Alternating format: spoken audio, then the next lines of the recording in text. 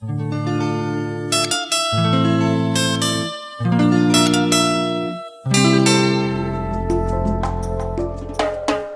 this is T. West. Welcome to AfroSynergy, news and information on Africa and the African diaspora. We have the two rabid Zionist warmongers in the United States Senate, Joe Lieberman and John McCain, once again claiming or chiming in with their craziness, but this time about Syria. Naturally, the Zionist-controlled media assure these two men sufficient amount of face time on television and in print. Lieberman stated, "One of the best things they could do is to begin to give assistance to the Syrian Free Army, training, perhaps intelligence. And I'd leave the door open to lethal weapons, just because that's what Assad's troops are turning on the Syrian people." The words of the rabid Zionist Joe Lieberman. Of course, Lieberman is not going to tell you that the United States and its allies against Syria have for months been smuggling lethal weapons into Syria, just as they did prior to the uprising in Libya. In fact, they are using some of the same members of Al-Qaeda from Libya against Syria. Lieberman continues to say, they call it a contact group, but it's really a coalition of the willing, and it's got to do anything it can to bring an end to the Assad murderous regime. Joe Lieberman. It is the same sadistic playbook of creating a boogeyman, a monster in the minds of the listener, and then proceeding with justification to destroy that monster. These American leaders are enemies of truth and run from it, as would the fictional vampire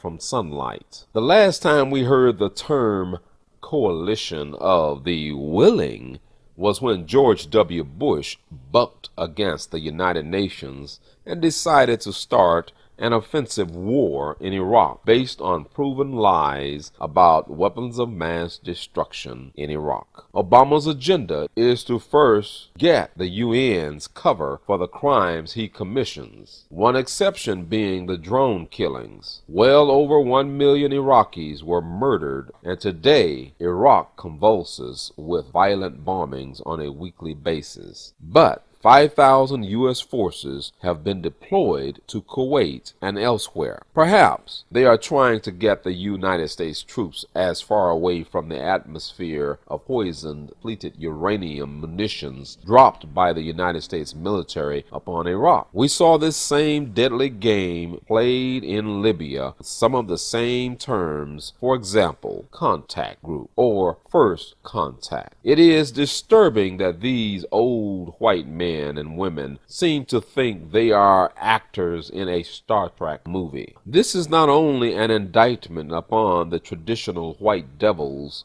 but they have their black servants as well. UN Ambassador Susan Rice removed her headphones when the Syrian ambassador spoke on February 4th, 2012. She did not want to hear the truth. Had she listened, what she would have heard was the Syrian ambassador telling the world that no government would systematically be slaughtering its own people while the United Nations Security Council deliberates about that government. It is very disturbing that American leaders really believe they can consistently set up a counter-reality, and you, the people, will continuously subscribe to that false reality.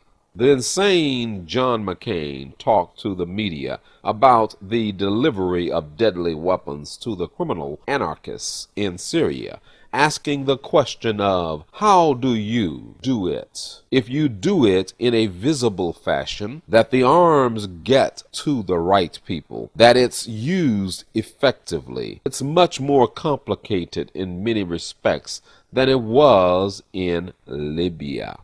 The words of John McCain. The foolish McCain, he got it right when he stated that it is much more complex with Syria than with Libya, a crime that Russia and China did not veto but abstained. The Syrians, Russians, and Chinese have seen the playbook of the United States, Britain, France, and the Arab League as it played out against Libya. It is very troubling that these fools are inventing some of this as situations deviate from their playbook.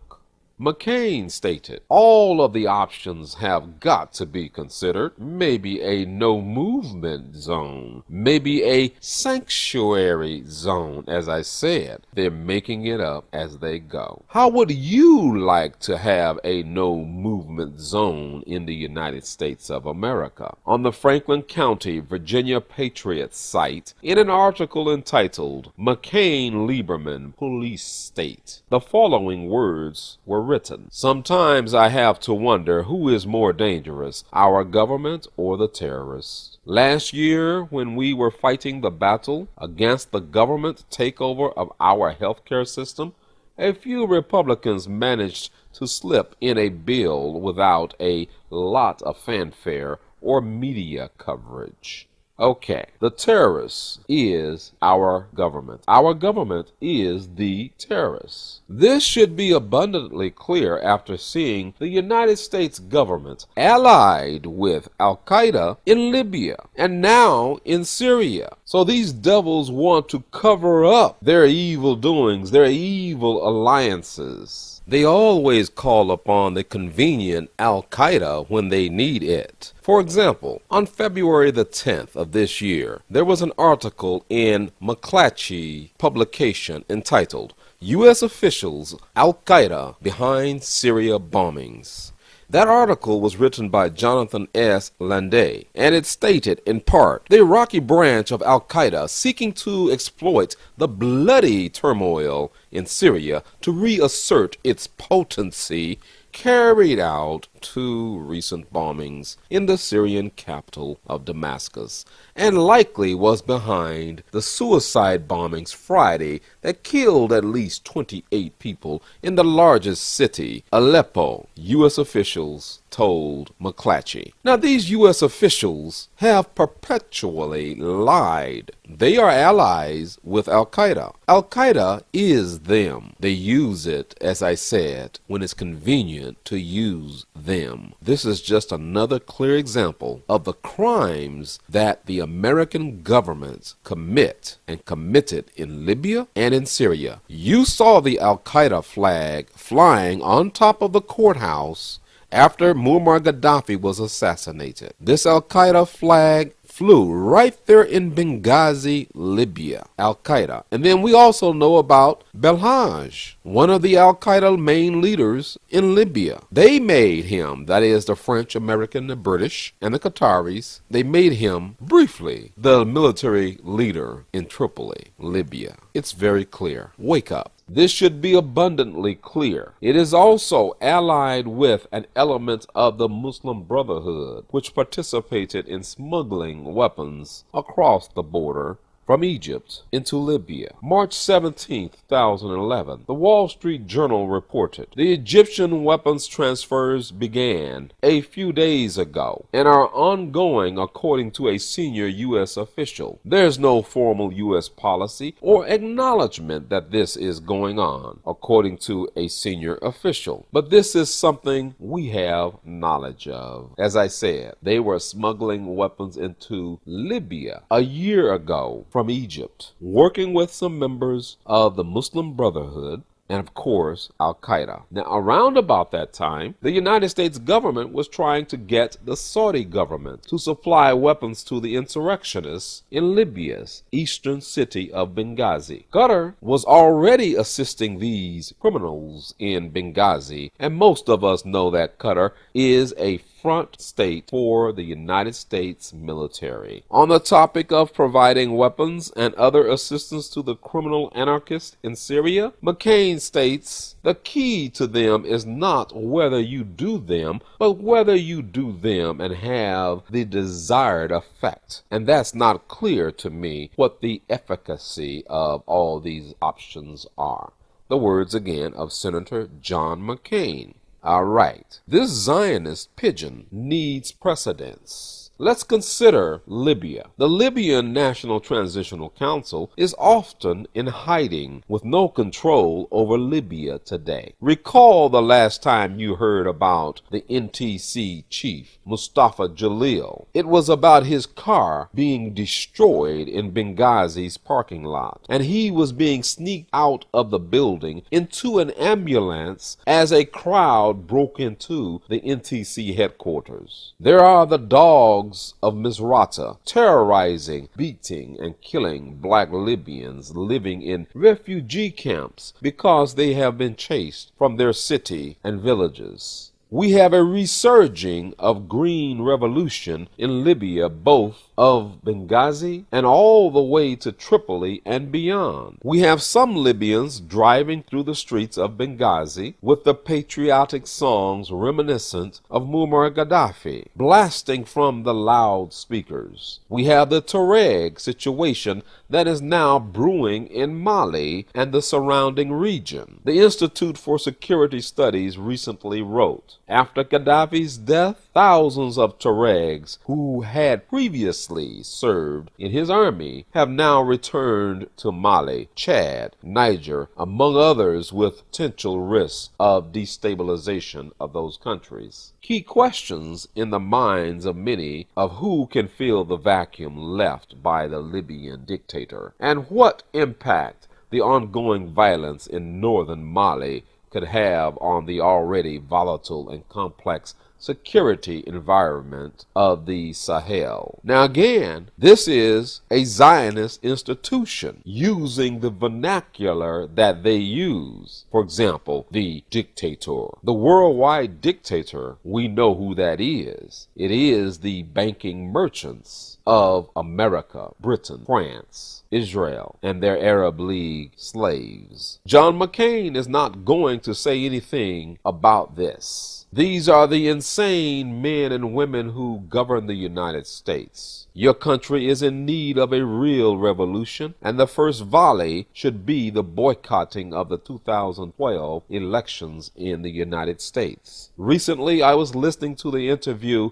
of Lizzie Phelan by the New York Times reporter Zina Barakat. He referred to the government of Libya and Syria as repressive, and Britain's Cameron being elected by the British people. To which Phelan strongly responded by comparing those governments to Britain's. She indicated the majority of the people in Britain don't even vote.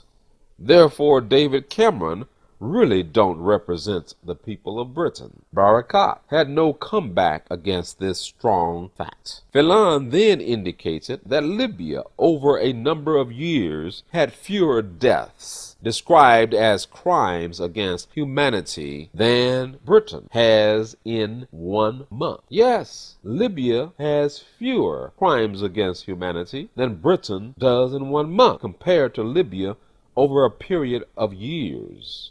These are examples of the self-righteous behavior of the United States, Britain, and France, and their savage attacks upon countries that have a far better human rights record than their own. When Senator Lieberman, Joe Lieberman, and John McCain talk about the formalities of providing thugs in Syria with weapons, be aware that those thugs have already been getting those weapons for months with American assistance. In the Wall Street Journal article on March 17, 2011, Hannah Souflakis, a Libyan businessman in Egypt, stated, "Weapons are getting through." He indicated he has regular contacts with Egyptian officials in Cairo Cairo and the rebel leadership in Libya. He stated, Americans have given the green light to the Egyptians to help. The Americans do not want to be involved in a direct level, but the Egyptians would not do it if they did not get the green light. That green light coming from the United States of America. Again, this was almost a year ago, a few days before NATO started its criminal bombing of Libya. This is an example of a one-sided view, the views of individuals who desire to violently overthrow the Syrian government using the same organizations that were used in Libya and the same type of lies and trick videos. Perhaps some of you are shocked and amazed at what you're seeing. You want